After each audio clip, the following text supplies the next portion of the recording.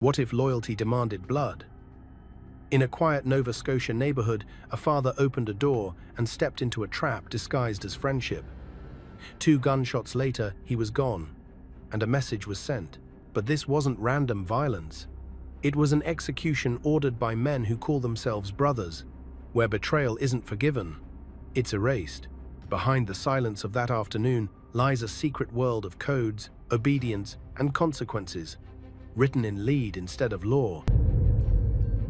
The affair that signed his death warrant. When love crossed the line, every outlaw world has unwritten, absolute, and enforced in silence. In Nova Scotia's tightly wound biker network of the late 1990 seconds, those rules were more than codes of conduct. They were survival maps. Break them, and there was no courtroom, no appeal, only consequence. Sean Shah Simmons knew those rules. He had lived among the men who followed them, but by the year 2000, he'd convinced himself that distance, time, and family had bought him forgiveness. He was wrong. Shah wasn't a violent man by reputation. He was the kind of working-class figure that blended into the background noise of construction jobs, beers at local bars, weekend visits with his daughter. If you saw him walking down Wise Road, you'd never guess his name was once whispered in the same rooms as men who controlled Nova Scotia's underworld. But behind that quiet exterior was a man who thought he could outgrow a world that never really lets go. His mistake was named Lisa Smith. To anyone else, she was just another woman in Dartmouth, a wife, a mother, a name on a lease. But to the wrong people, she was untouchable. Lisa's husband was Neil Smith, a full-patch member of the Hells Angels. In the outlaw hierarchy, that patch isn't just a symbol, it's armor. To sleep with another man's wife isn't seen as betrayal, it's treason. Friends warned Shah. They told him what would happen if the wrong ears caught the rumor. But affairs like this don't stay quiet for long. Whispers spread from bar counters to clubhouse tables. What began as gossip soon reached men who decide outcomes. The humiliation wasn't just personal, it was structural. In the Hells Angels world, a member's respect is the club's respect. If one is violated, the entire brotherhood demands balance. Neil Smith wasn't the kind of man who shouted about his rage. He let silence build it for him. Witnesses later told investigators that he'd stopped showing emotion altogether. Calm, detached, already thinking 2 steps ahead, he didn't plan revenge, he organized it. When Neil raised the issue at the Halifax clubhouse, the decision wasn't debated, it was approved. In that moment, Shah's fate was sealed, but an order from the Angels isn't carried out by emotion. It's handled with precision. Dean Daniel Kelsey, a 7-year-old associate, desperate to prove himself, volunteered. He'd been hanging around club members for years, hoping to earn full membership. This would be his initiation test of loyalty written in gunpowder. He wasn't alone. Neil Smith recruited Wayne James to handle logistics and Stephen Steo Guo to play the inside man. The friend Shah would never suspect. The plan took weeks of preparation. Calls were made from burner phones, coded phrases were passed through trusted channels, and surveillance was done the old-fashioned way, tracking, waiting, and timing. Every exit, every camera, every angle inside the apartment building on Pinecrest Drive was studied. The hit wasn't rage, it was architecture. Code of silence. How the Brotherhood hid the blood. When the echo of gunfire faded inside that Dartmouth apartment lobby, so did any illusion of safety. The killing was quick, clean, and perfectly silent afterward. No screaming tires, no panicked getaway. Just 2 shell casings, 1 body, and the invisible hand of a criminal network that had been practicing this ritual for decades. But the power of the Hells Angels wasn't in the trigger. It was in the silence that followed. No explanations, no need for names. Every man who mattered already understood what it meant. The few who didn't were smart enough not to ask. Because in the outlaw world, curiosity is a dangerous form of suicide. Detectives with the Halifax Regional Police arrived quickly. They found the scene textbook Simmons lying face down. 1 bullet to the arm, 1 to the head, no weapon recovered. The casings were 9mm, but that meant nothing. The streets were full of those. Witnesses described hearing 2 loud pops, but no one saw the shooter, and none of the nearby apartments had surveillance that captured the moment. It looked like a dead end until officers realized the bigger problem. No one would talk. The residents of North End Dartmouth lived by their own kind of code. They weren't bikers, but they understood the math of fear. You speak, you disappear, you stay quiet, survive. When detectives knocked on doors, people answered politely and said they didn't hear much. Those who had seen something glanced at the Angels' colors painted across nearby garages and decided that silence was the safer option. Behind the scenes, that silence wasn't accidental. It was engineered. Within hours of the shooting, phones were buzzing between Halifax and Truro, coded conversations confirming alibis, arranging meetings, and making sure no one panicked. Wayne James, the middleman who had helped coordinate the hit, handled most of the communication. His job wasn't pulling the trigger, it was containment. Police later learned that Kelsey, the shooter, hadn't even left town right away. He didn't need to. The Angels had built-in protection, safe houses, loyal contacts, and most importantly, the patch protection that discouraged anyone from turning them in. When a killing has organizational approval, the killers aren't fugitives, they're employees, fulfilling orders. What investigators couldn't yet see was how far up the chain that order had traveled. Officially, Neil Smith wasn't connected to the crime. He hadn't made a call, hadn't been at the scene, hadn't even spoken directly to Kelsey, but everyone in that world knew he didn't have to. His humiliation had become the club's business. The club took care of its own. The Enforcer's mission, how Dean Kelsey earned his patch in blood. Before the name Dean Daniel Kelsey appeared in headlines, it was whispered in bars, just another prospect hungry for validation. He was 27, impulsive, and ambitious in all the wrong ways. Not yet a full patch member, but close enough to feel the weight of it. In the world of outlaw bikers, that patch isn't just leather, it's a license to exist. And for Kelsey, the price of entry was going to be a man's life. By late 1999, Dean had been drifting between biker-affiliated circles across Nova Scotia. He wasn't born into the lifestyle. He earned proximity through service, running errands, collecting debts, and intimidating small-time dealers. Every task was a test. Each one built trust with higher-ranking members who watched how far he'd go for the club. They called him reliable. He called it loyalty. But deep down, everyone knew what that word really meant: obedience. When the order came down from Neil Smith that Sean Simmons had to go, Kelsey saw his chance. His initiation wouldn't come from a handshake, it would come from the sound of a gun. According to police, wiretaps later revealed in court, Kelsey didn't hesitate. He didn't question motive, didn't ask for details. He just wanted one thing: a place among the untouchables. But killing a man under the banner of the Hells Angels requires planning. Smith's reputation couldn't be attached to anything sloppy. Kelsey wasn't the strategist. That role fell to Wayne James, the logistics man who knew which doors to knock on, which favors to call in, and which phones not to use. And then there was Stephen "Stio" Guo, a face Sean trusted, the perfect bait. Together, the trio rehearsed the steps, like soldiers preparing for a raid. They studied Sean's school drop-offs, grocery trips, and afternoon routines. They learned what time his partner left for work, how long it took him to drive from his home to North End Dartmouth. Every minute was mapped out, until only one window remained, the Tuesday afternoon, when he'd be alone, relaxed, and vulnerable. Guo's role was crucial. He reached out to Sean casually, suggesting a quick chat at his building. The tone was friendly, easy. There was no reason to say no. After all, they'd known each other for years. But what Sean didn't realize was that his walk through the lobby would be his last. Kelsey arrived early that day. He wore gloves, neutral clothes, and the kind of calm that comes from conviction. He wasn't thinking about guilt or fear. He was thinking about the moment after the patch, the nod, the acceptance. When Guo led Sean into the lobby, Kelsey waited in the blind corner, gun already drawn. When it was done, Kelsey didn't run. He walked, calmly, carefully, through a back exit that led to the parking lot. Within minutes, the murder weapon vanished, and the men dispersed in silence. To them, it wasn't chaos, it was procedure. The trap, how a friend became the bait. Every execution needs an architect, and every architect needs bait. In the murder of Shah Simmons, that bait was Stephen Steo Guo, a man who smiled, nodded, and shook hands with the same person he was leading to his death. Unlike Kelsey, Guo wasn't desperate for a patch.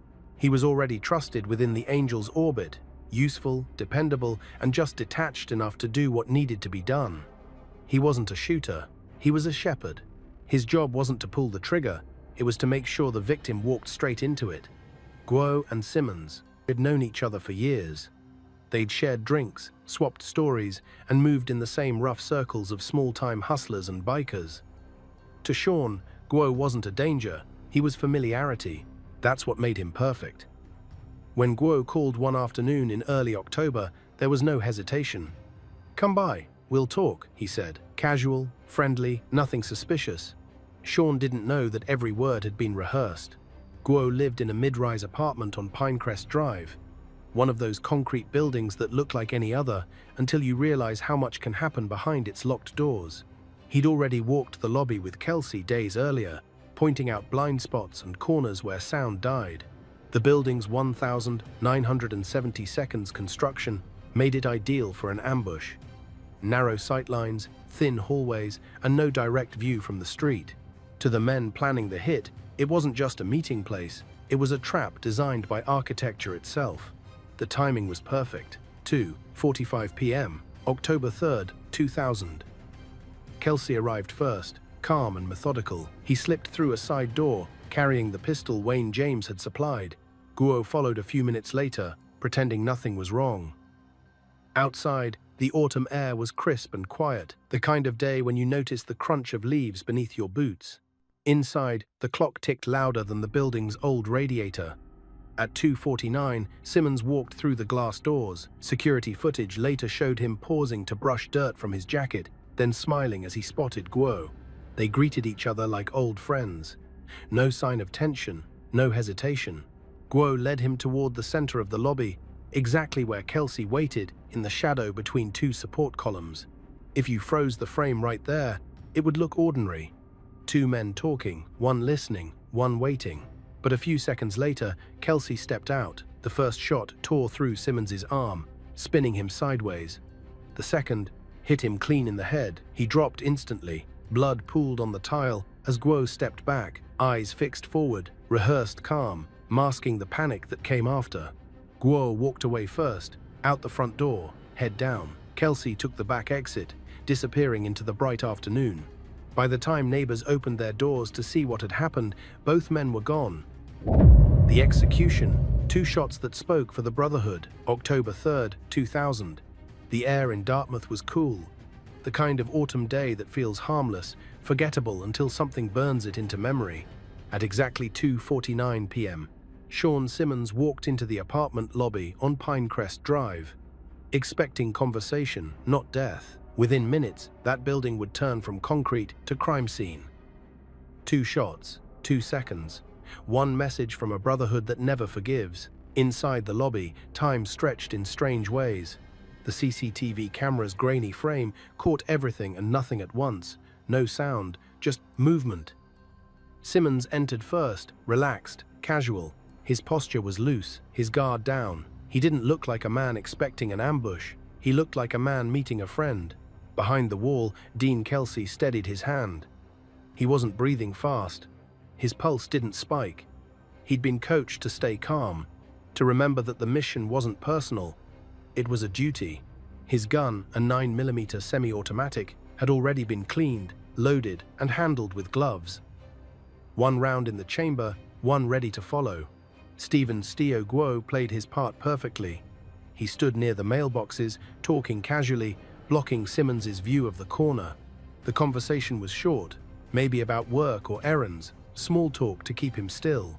Then, when the moment lined up, Guo shifted half a step left. That was the cue. The first shot cracked through the air, hitting Simmons in the forearm. The second, a fraction of a second later, struck his head. He dropped instantly, his body collapsing into itself. Blood splattered across the beige tile and the wall behind him. 2 casings hit the floor and rolled to a stop under the bench by the elevator. The silence that followed was almost as shocking as the sound. For a full 10 seconds, No one moved. Kelsey stared at what he'd done, not in horror, but confirmation. He didn't need to check the bod, he knew. His training told him that one headshot meant the job was complete. He pocketed the gun, turned, and slipped out through the back door, leading into a service alley. Upstairs, a woman vacuuming her apartment paused, unsure what she'd just heard. Down the hall, someone thought it might be construction noise. But two men, both former military, recognized the sound instantly and called 911. Within minutes, the lobby filled with officers, yellow tape, and the low hum of radios. Detectives noted the precision, no signs of a struggle, no bullet holes in the wall, no extra shots fired. The placement of the wounds told them everything. They were dealing with a professional. This wasn't passion, it was protocol.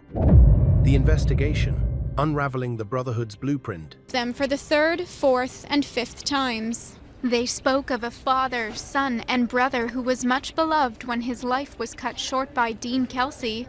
When the first patrol officers arrived at the Pinecrest Drive apartment complex, they didn't need long to realize what they were dealing with. The scene wasn't chaotic, it wasn't random, it was organized. Every bullet, every footprint, every silence in that building told the same story. This was an execution, not a fight. But Halifax detectives didn't yet understand how deep that story went. What they were about to uncover would pull them straight into the inner workings of Canada's most feared outlaw brotherhood. Within an hour, yellow tape sealed off the block. The forensics team began their meticulous sweep, measuring bullet trajectories, photographing blood splatter, and collecting shell casings. They found no fingerprints, no weapon, no signs of forced entry. Whoever killed Sean Simmons had known exactly how to leave nothing behind. But killers always leave something. If not a trace, then a pattern. Detective Sergeant Mike Horvath led the investigation. A veteran of Halifax's major crime unit, Horvath had seen plenty of shootings, but few that felt this clinical. His instincts told him this wasn't about robbery or revenge gone wrong. It was about control. When the first 911 calls came in, several mentioned the same detail: a blue sedan leaving the lot moments after the shots. Police canvassed the area and found a witness who swore he'd seen two men, one tall, one shorter, exit the building seconds before the sound of gunfire. Neither was running, they were walking, calm, composed. That composure would become the investigation's key. Random shooters flee, professional killers disappear. These men vanished with the confidence of soldiers executing a mission. Then came the first break surveillance footage. A grainy camera from a nearby corner store captured Simmons arriving at 2:49 p.m., walking toward Guo's building. Just behind him, almost blending into the frame, was Guo himself. Investigators enhanced the footage frame by frame. The timestamp matched perfectly with the moment gunshots were reported. That wasn't a coincidence, it was choreography. Detectives brought Guo in for questioning. He denied everything, said Simmons was a friend, and he'd heard the shots after leaving the building. But the tone of his answers didn't match his words. When they pressed him about his connections to known Angels associates, his eyes dropped. That's when they pulled his phone records. What they found changed the case entirely. In the hours before the murder, Guo's phone had pinged repeatedly between contacts linked to Neil Smith, Wayne James, and Dean Daniel Kelsey. The same pattern repeated days before: dozens of short, coded calls, quick conversations, never over a minute. Investigators cross-referenced those calls with tower data. The signals placed all three men in the same area that afternoon. Within days, a web began to form. Lines connecting clubhouses, known associates, and burner phones. The murder of Sean Simmons was no longer a mystery, it was a network diagram. Each node led back to the Hells Angels Halifax chapter. When police executed search warrants on properties connected to Kelsey and James, the picture sharpened. Gunpowder residue, clothing fibers, and coded messages recovered from a pager. Nothing screamed guilt on its own, but together, it told a story prosecutors couldn't ignore. Still, the biggest challenge wasn't evidence, it was fear. Witnesses were terrified to talk. Anonymous tips came in, then went silent. The word was out. Anyone helping police would be seen as betraying the patch. The arrests, dragging the Brotherhood into the light. By February 2001, Halifax Regional Police had the kind of case file investigators dream of and dread at the same time. They had suspects, phone records, timelines, and a murder that screamed organization. What they didn't have yet was the courage of witnesses, or the confidence that anyone would live long enough to testify once the Hells Angels realized who was talking. Still, the Major Crime Unit decided the time for waiting was over. At 5:12 a.m., on a freezing Tuesday morning, officers in tactical gear surrounded a small bungalow on Portland Street. Inside was Dean Daniel Kelsey, asleep, unaware that months of surveillance had led to this door. The takedown was quick, no warning, no struggle, just the thud of boots and the metallic click of handcuffs. In the next 45 minutes, coordinated teams hit 3 more locations across Nova Scotia. Stephen "Steo" Guo, Wayne James, and Neil Smith were all arrested before sunrise. The official charges read like a manifesto: first-degree murder and conspiracy to commit murder. Unofficially, the message was louder. Nova Scotia's most feared brotherhood had finally been dragged into daylight. Reporters gathered outside the courthouse as the 4 men were paraded in chains. None of them looked shocked. They looked irritated, as though the interruption were temporary. Inside police headquarters, detectives moved methodically. They separated the men, started the clock, and waited. They knew the rule of the patch. No one talks, but every man has limits. Guo cracked first. Not a confession, but a slip. When asked about phone calls with Kelsey the day of the shooting, he claimed they were about repairs. That single word was enough. Investigators had proof there was communication, and now a lie to dismantle. For the police, the arrests were a victory, but inside the Angels network, it was an alarm bell. Phones went dead, clubhouses emptied. Anyone with proximity to the suspects shut their doors and lawyered up. The message spread fast through the biker grapevine: keep your mouth shut, or you're next. Prosecutors moved quickly, assembling a task force to secure evidence before it could vanish. They subpoenaed bank accounts, seized burner phones, and began coordinating with the RCMP's Organized Crime Division.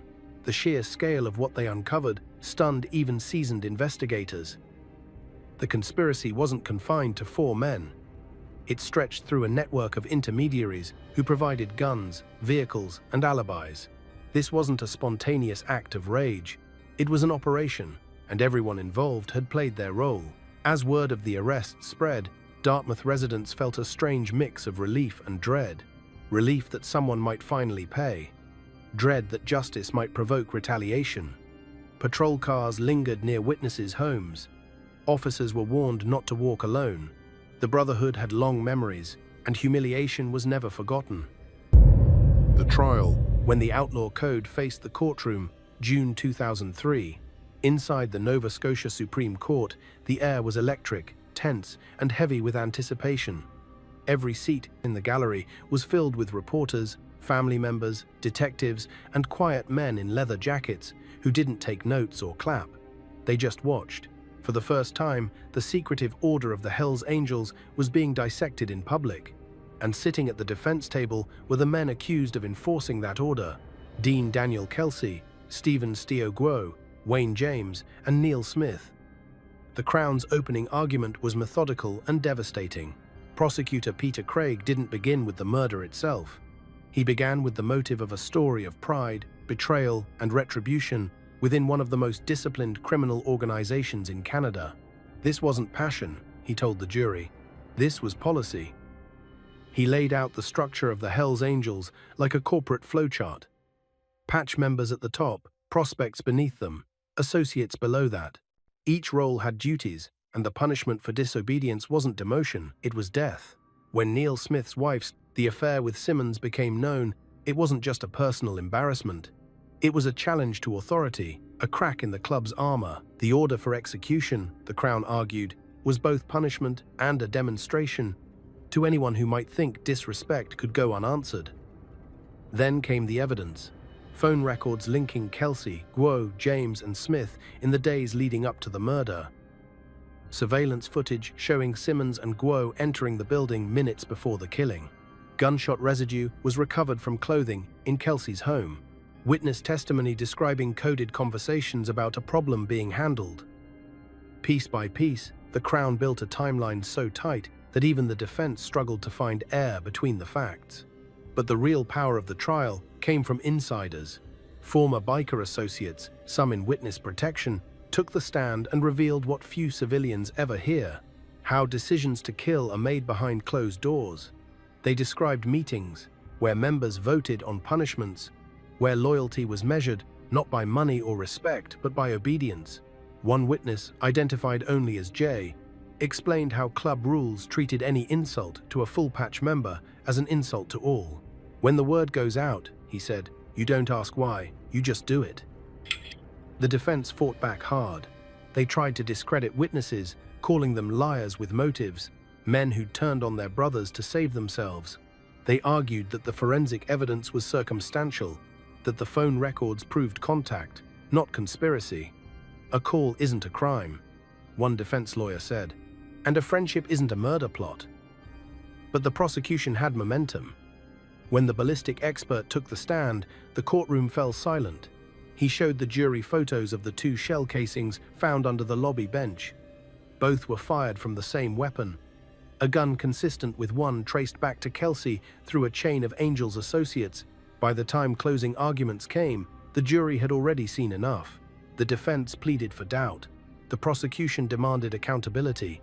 The verdict arrived on a cold November morning: guilty of first-degree murder and conspiracy to commit murder. The appeal: how a technicality reopened a killer's cell. By the Hells Angels, motivated by tension Simmons had with the gang stemming back to the mid-1990s. Kelsey is now eligible for parole on his... For most families, a guilty verdict means closure. For the Simmons family, it was just an intermission. 5 years after the jury convicted Dean Daniel Kelsey of first-degree murder and conspiracy, the very foundations of that decision began to crack, not from new evidence, not from recanted testimony, but from something far more mundane and maddening: a legal technicality. In 2008, the Nova Scotia Court of Appeal revisited Kelsey's case after his defense team filed a challenge, claiming that the trial judge had failed to properly instruct the jury on alternative verdicts. In plain language, that meant the jury had been given only one choice: find him guilty of first-degree murder or let him walk free. They were never told they could consider lesser charges, such as second-degree murder or manslaughter. To the Simmons family, it sounded absurd that a clerical loophole threatened to unravel years of pain and prosecution. But in Canadian law, the difference between those instructions isn't paperwork, it's constitutional. If jurors aren't given every lawful option, the conviction can't stand. The court's conclusion was blunt. The jury had been cornered by improper guidance. The result? Kelsey's first-degree conviction was overturned. The reaction inside the courtroom was electric. Simmons's widow sobbed as reporters rushed out to file their stories. One of the detectives who had built the case stared straight ahead, unmoving. To the justice system, this was procedure. To them, it was betrayal. Overnight, headlines shifted from "Justice for Simmons" to "Murder conviction overturned." Inside prison, Kelsey reportedly smirked when he heard the news. The same system that had caged him was now cracking its own bars. The Angels didn't celebrate publicly, but word spread quickly through their networks that the law had blinked. Still, the state wasn't giving up. Crown prosecutors immediately sought to appeal the appeal, pushing the case toward the Supreme Court of Canada. It took another decade of filings, delays, and procedural back and forth before the country's highest court finally weighed in. In 2018, the Supreme Court delivered its verdict. It was a compromise that infuriated both sides. They reinstated Kelsey's murder conviction, but downgraded it to second degree, acknowledging the jury's error while still holding him accountable for the killing. The conspiracy conviction, the court ruled, would remain untouched. That single decision carried a devastating consequence. Time served now counted. After nearly 2 decades behind bars, Kelsey suddenly became eligible for parole. To the public, it seemed impossible. To legal analysts, it was inevitable. The justice system, built to prevent wrongful convictions, had opened the door for a man everyone agreed was guilty. Outside the court, Simmons's daughter, now an adult, said nothing to reporters. She just stared at the courthouse steps where she'd stood as a child years earlier, watching her father's killer sentenced to life. Now she was watching the same system debate how much of that life still meant anything. For Kelsey, it was vindication. For the Angels, it was validation. The world might change, but paperwork still ruled over pain. The parole hearings, when justice met the man it couldn't trust. By 2020, 2 decades had passed since those 2 shots in the Dartmouth apartment lobby, but their echo still haunted courtrooms and parole boards alike. Dean Daniel Kelsey, now 47, sat across from 3 board members under fluorescent lights, dressed in prison issue, khakis, hands folded, face calm. On paper, this was his chance at freedom. In reality, it was a test of whether anyone could believe a man whose loyalty had once been measured in bullets. The hearing room was sterile, with almost clinical rows of empty chairs, microphones on the table, and a single flag behind the board. Simmons's widow sat in the back, clutching a framed photo of her husband. His daughter, now grown, sat beside her in silence. They'd waited 20 years to hear the man who killed their father explain why he deserved to walk free. Kelsey began with what sounded like remorse. He spoke in a low, controlled voice, acknowledging his past mistakes and poor associations. He didn't deny his conviction, but he avoided the details, never saying the name Sean Simmons, never describing the lobby, never admitting he'd pulled the trigger. "I was young," he said. "I was stupid. I got caught up with the wrong people." The board wasn't impressed. They had read his file with 20 disciplinary infractions since his incarceration. Fights, threats, contraband, the kind of record that didn't suggest rehabilitation but containment. One member leaned forward and asked, "Do you take full responsibility for your actions that day?" Kelsey paused just long enough for the silence to feel intentional. "I take responsibility for being there," he said carefully, "but I wasn't the only one involved." The room went quiet. That phrase, "I wasn't the only one," wasn't denial. It was deflection, and the board heard it for what it was. A man still navigating the outlaw code. A man still careful about who he named. Their decision came swiftly. Full parole denied. The reasons were clear. Lack of insight, continued aggression, and no evidence of genuine remorse. But bureaucracy has a long memory and a short attention span. A year later, in 2021, Kelsey applied again, this time for day parole. The rules were softer. Supervised work programs, strict curfews, constant check-ins. The board agreed, reluctantly. For the first time in 20 years, Dean Kelsey stepped outside prison walls as something other than an inmate. He got a construction job under supervision, reporting back to his halfway house each night. For months, it went smoothly. Until 2024. That spring, reports emerged of a workplace altercation. Details were scarce, but witnesses claimed Kelsey had threatened a co-worker after an argument over equipment. The parole board moved fast, suspending his release and reopening his file. Behind closed doors, parole officers debated the same question that haunted the case from the start. Can a man built on violence ever be unbuilt? Yet, in July 2024, the system blinked again. Kelsey's day parole was reinstated, this time with tighter conditions, more supervision, more restrictions, and less freedom. For the Simmons family, it was another blow. Every hearing, every report, every reconsideration forced them to relive the same nightmare. Each time Kelsey's name appeared in court schedules, the wound reopened. A reporter later asked Simmons's daughter what justice looked like after all this. She answered quietly, "Justice isn't the verdict. It's when you can sleep again." The board may have granted Kelsey partial daylight, but for the people he left broken, night never ended. And so, 2 decades after that October afternoon, the man who executed a father in silence now walks the streets again, watched, monitored. But walking. The system calls it rehabilitation. The family calls it repetition. Because when you build a life on violence, sometimes freedom isn't redemption. It's just a longer leash. The family's burden, living in the shadow of a ghost. In determining his membership beyond a reasonable doubt. So I would say it doesn't follow that. It happens, it's part of that decision. It becomes part of all the evidence they can consider at step 3. This is remarkably remarkable. For the Simmons family, justice had become a revolving door. Every time it swung open for Dean Kelsey, it slammed shut for them. The years that followed Sean's murder weren't. measured in birthdays or holidays anymore. They were measured in hearings, appeals, and headlines that refused to die. To the world, it was a case. To them, it was a life sentence. Sean's widow never left Dartmouth. Friends urged her to move, to leave behind the street where it happened, but she couldn't. She said she wanted their daughter to grow up where her father's footsteps still echo. The apartment where Sean had lived sat empty for months after the murder.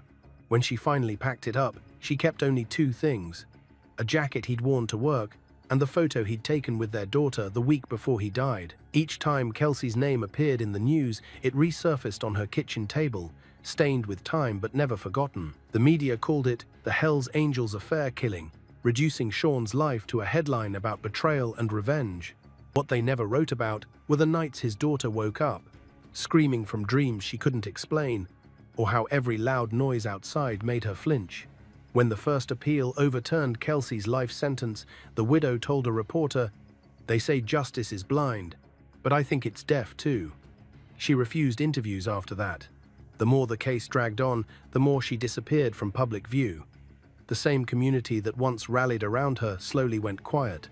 Neighbors stopped mentioning Sean's name. They didn't want to invite the wrong attention.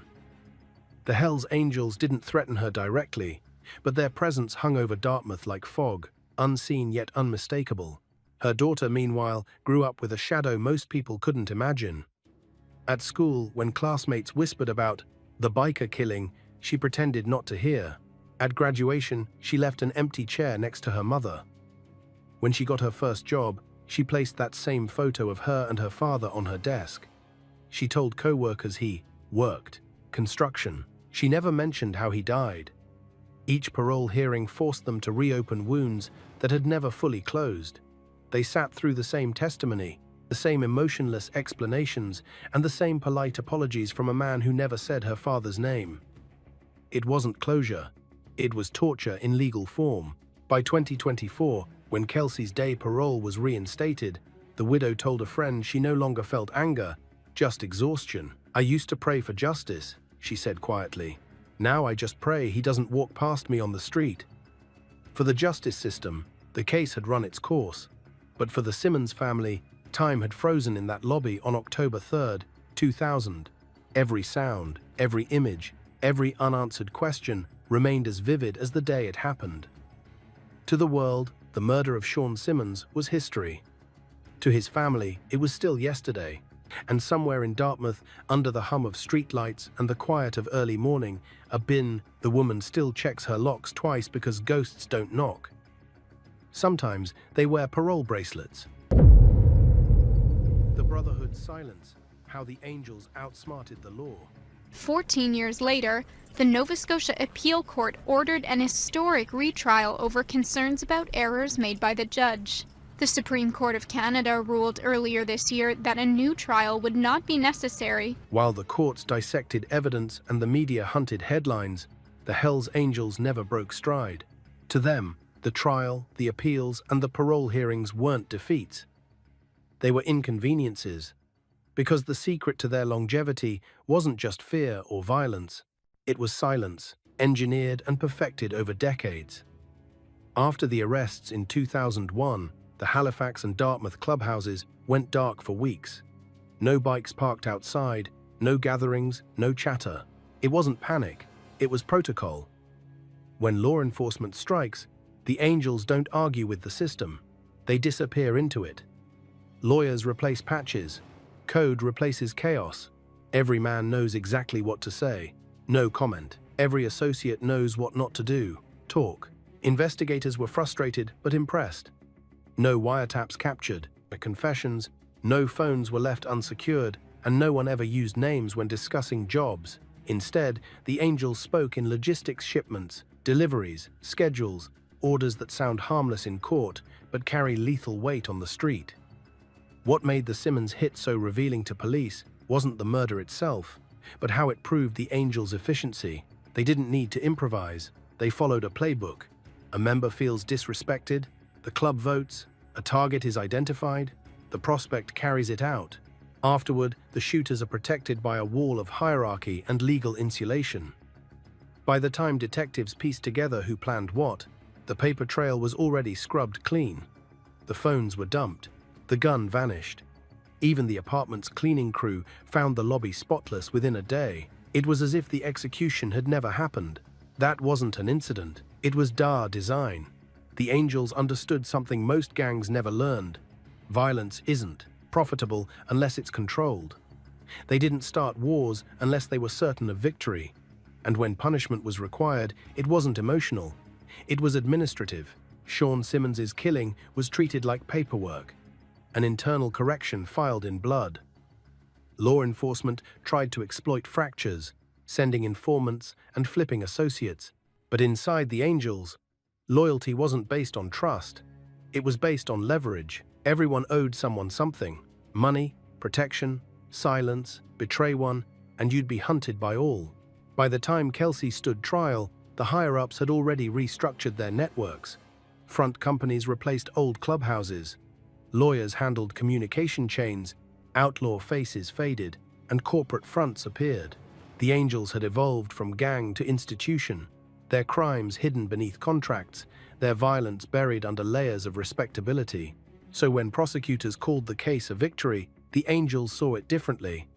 A pawn had fallen, but the board was still theirs. Kelsey's conviction meant nothing. His silence meant everything. He'd taken the fall without implicating a single patch member. In the underworld, that kind of loyalty doesn't end in prison, it ends in legend. And that's why, even today, years later, every detective who worked the case says the same thing. They caught the shooter, but they never touched the system that trained him. Because you can imprison a man, but you can't cage a brotherhood that's built on silence. The system's weakness: when procedure protects the predators. Party to first-degree murder, it seems to me. And that was where if he wasn't the one that carried this out, then you can only bring it home to him through party liability. By the time the ink dried on Dean Kelsey's second-degree conviction, one thing had become painfully clear. The justice system wasn't built to handle the kind of enemy it was facing. It could chase, charge, and convict individuals, but it couldn't grasp the structure that made them unstoppable. The Hells Angels weren't breaking laws one at a time. They were exploiting the spaces between them. Inside police headquarters, detectives called it the maze. Every time investigators found an answer, the law handed them another question. Search warrants expired before they could trace assets. Witnesses disappeared before they could testify. Parole boards reinstated privileges before victims could even read the rulings. Every delay became an advantage for the Brotherhood. The Angels knew exactly how to weaponize the system's compassion. When they went to court, they didn't look like gangsters. They looked like blue-collar fathers, small business owners, or quiet residents with bad luck. They hired the best lawyers, studied case law, and learned to use procedural fairness as a shield. When prosecutors stumbled on technicalities, they didn't rage, they waited, and the waiting worked. When Kelsey's first-degree conviction was overturned in 2008, insiders within law enforcement knew what it really meant. The system had blinked, not because of innocence, but because the law, by design, bends toward doubt. The Angels didn't need to prove Kelsey's purity. They just had to prove uncertainty. Even parole hearings became theater. Kelsey played the part of a man molded by rehabilitation, rehearsing remorse with the same precision he once used to aim a gun. The panels wanted to believe him because believing him meant believing that their process still worked. And that's the quiet tragedy of justice in organized crime cases. It's built to forgive individuals, not dismantle institutions. The Simmons case showed that even with airtight evidence, even with conviction and public outrage, the system's lifespan was shorter than the Brotherhood's memory. Every appeal, every hearing, every motion chipped away at meaning. A life sentence didn't mean life. No parole didn't mean no freedom. Meanwhile, the Angels thrived on public fatigue. The longer the case dragged on, the less people cared. News coverage slowed, outrage faded, and the killers' names dissolved into archives. Only the family still lived it. For everyone else, it became a footnote in Nova Scotia's criminal history, a case file in a filing cabinet labeled solved. But what the courts never understood was that solved doesn't mean over. The same infrastructure that planned Sean Simmons's execution never stopped functioning. It simply adapted matter, quieter, more corporate. By 2024, when Kelsey was allowed to work on day parole, the same laws meant to protect rights had turned into the Angels' greatest weapon. Paperwork had replaced intimidation, legal loopholes had replaced fear. And in that understanding, the Hells Angels found their true power. Not in guns, not in patches, but in patience. The court spoke the language of fairness. The Brotherhood spoke the language of time. Time, like silence, has always been on their side. The Shadow Network. How the Angels still control Nova Scotia's underworld. Paul Derry was not admissible against Dean Kelsey to prove he was a member of the conspiracy beyond a reasonable doubt, and that the court erred in law in finding that in furtherance acts and declarations by By 2024, Nova Scotia's criminal map looked different on the surface. Fewer bikes roaring down the highways, fewer public brawls, fewer visible signs of the red and white patch. But to anyone who knew how to read the landscape, nothing had changed. The Hells Angels hadn't vanished, they'd evolved. Their power wasn't measured in noise anymore, it was measured in influence. After the Simmons case, police expected fractures. Instead, they found fluidity. The club no longer needed open violence to enforce its will. Its real strength was in logistics, construction companies, tow truck firms, private bars, small trucking lines, and vocational gyms. Behind each legitimate business sat a quiet network of men who understood the rules.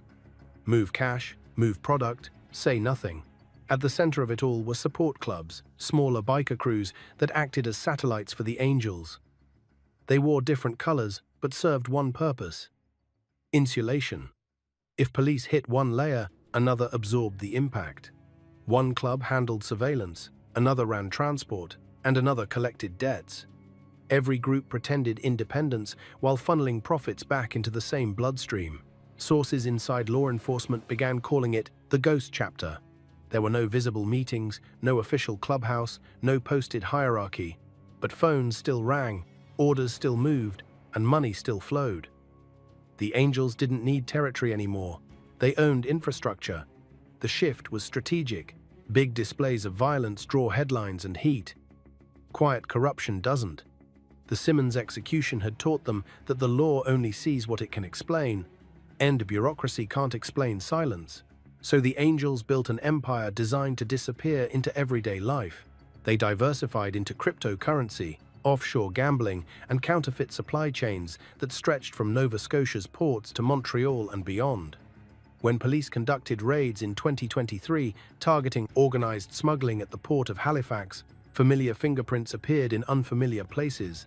Shell companies tied to men once seen drinking with Angels. The trail went cold again, buried under paperwork and corporate proxies. You can see it, but you can't hold it. Even Kelsey's parole didn't happen in isolation.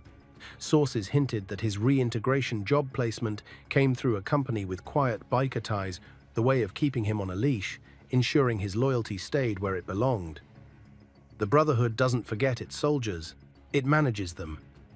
In Halifax bars, the old faces are gone, replaced by younger ones who speak less and earn more. They don't need to flash colors or boast about affiliations. The message is understood. Respect the network, pay your dues, stay silent. Those who forget are reminded discreetly of a fire in a car, a late-night visit, a phone that stops ringing. Meanwhile, legitimate power, circles continue to underestimate them. Politicians talk about reducing gang violence, unaware that the violence has been outsourced to quiet systems of intimidation. The Angels don't need to pull triggers when they can pull strings. 2 decades after a father was executed in a Dartmouth lobby, his murderer's ideology still governs the streets that raised him. The names have changed, the methods have matured, but the hierarchy remains sacred. The Hells Angels are no longer fighting for dominance, they're managing it. And every time a cop retires, a case closes, or a witness stays silent, the network grows stronger, invisible, efficient, and utterly unbothered by the laws that tried to end it. Because in Nova Scotia's underworld, power doesn't roar anymore. It whispers, and the whisper still belongs to the red and white. The legacy, the price of silence, and the ghosts that remain.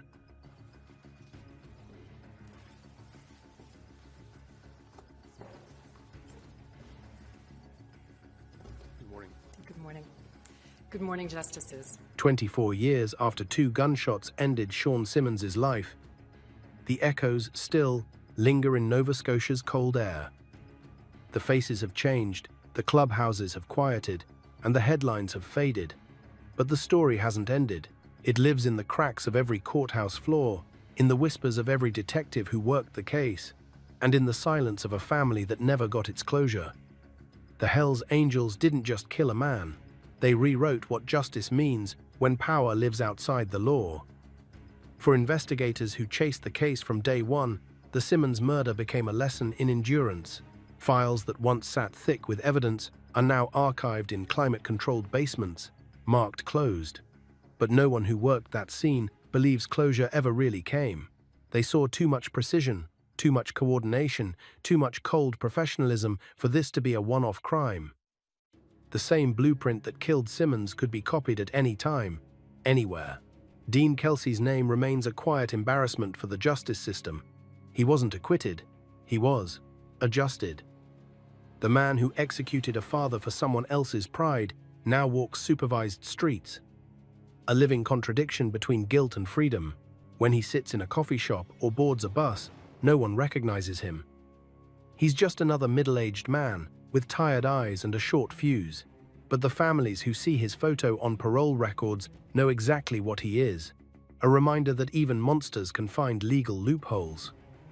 For the Hells Angels, the Simmons case became folklore. In the club's mythology, it's not told as a tragedy, it's told as order restored. Among old-timers, Kelsey's name is muttered like a cautionary tale about loyalty and limits. Among younger recruits, it's proof that the Brotherhood always takes care of its own. Because in that world, silence isn't just protection, it's currency. You don't buy your patch with money, you buy it with what you're willing to keep buried. The real legacy, though, isn't in the clubhouses or in police reports. It's in the invisible systems that still pulse beneath Nova Scotia's streets. The businesses that launder, the frontmen who smile, the bikers who wear no colors but keep the code alive. The Angels adapted faster than anyone expected, outliving raids, arrests, and every moral outrage the public could muster. They learned the ultimate truth about power. It doesn't need to announce itself. It just needs to persist. And in the quiet corners of Dartmouth, persistence is everywhere. It's the bar owner who never asks questions about cash payments.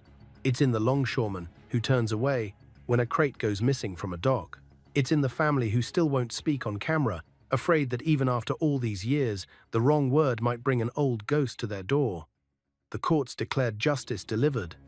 The headlines moved on. But in reality, nothing ended. The Angels still ride, the code still binds, and the silence still protects. The difference now is that it's not fear-keeping, people quiet, it's fatigue. The kind that comes from living too long in the shadow of men who never needed to shout to be heard. So when people ask if justice was ever served for Sean Simmons, the honest answer depends on what you mean by justice. The shooter was caught, the system worked, the family survived, but the Brotherhood still breathes. And somewhere in a dimly lit garage, engines still rumble low, not in defiance, but in reminder that in the world of the Hells Angels, silence never dies. It just waits for the next name to be spoken.